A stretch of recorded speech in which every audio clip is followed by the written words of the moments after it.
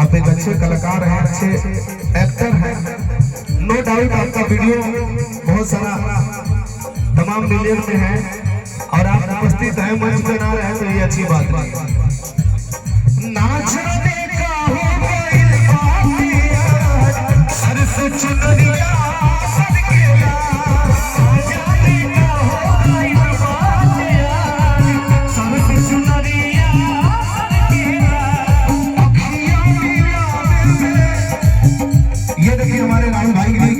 यार कलाकार ताली का भूखा है, प्यार का भूखा है और किसी चीज का नहीं। ऐसे होता है प्यार।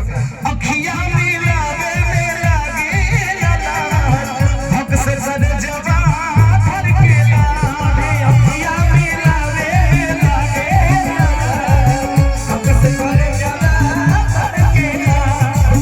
मन मिलना के चाहत जगा के झूठा प्रीतिया के सपना दिखा के दिलवा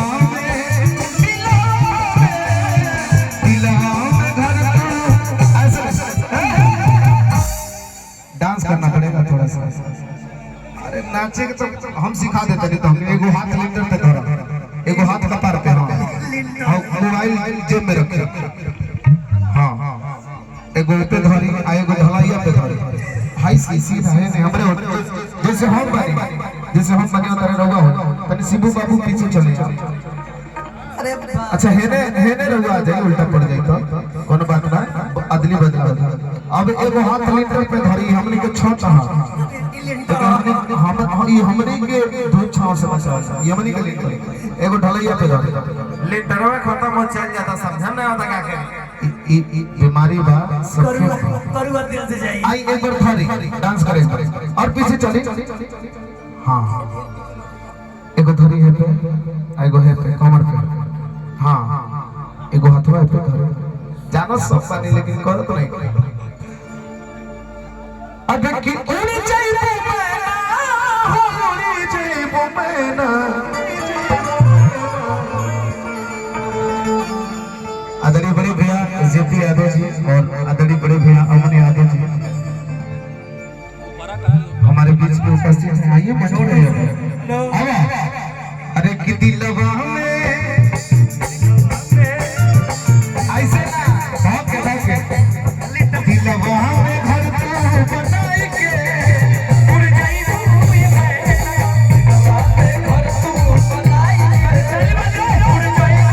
उड़ जाई तू आज सब लोग मिले हैं, सब लोग उपस्थित हैं। अमन भैया सभी लोग उपस्थित हैं।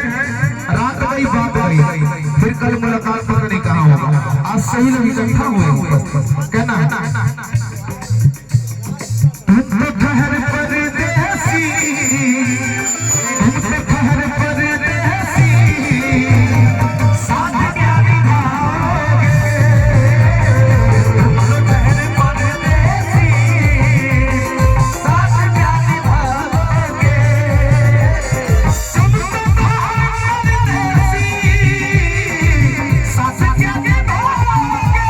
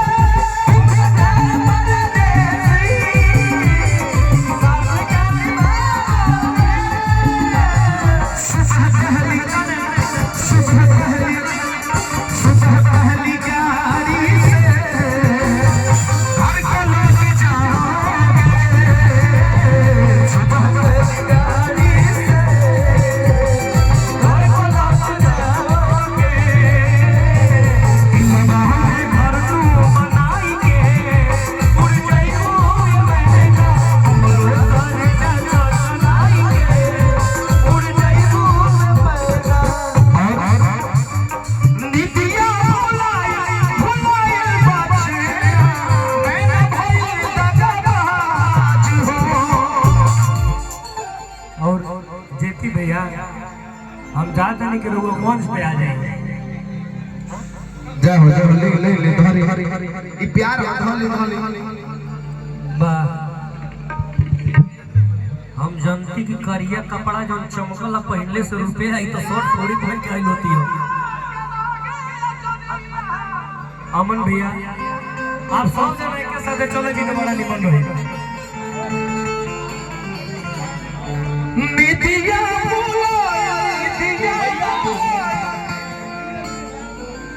और अमन भैया, जेपी भैया, अमन भैया, श्री भैया, जेपी भैया, अमन भैया, रामधारी भैया की फरमाइश पर आप लोग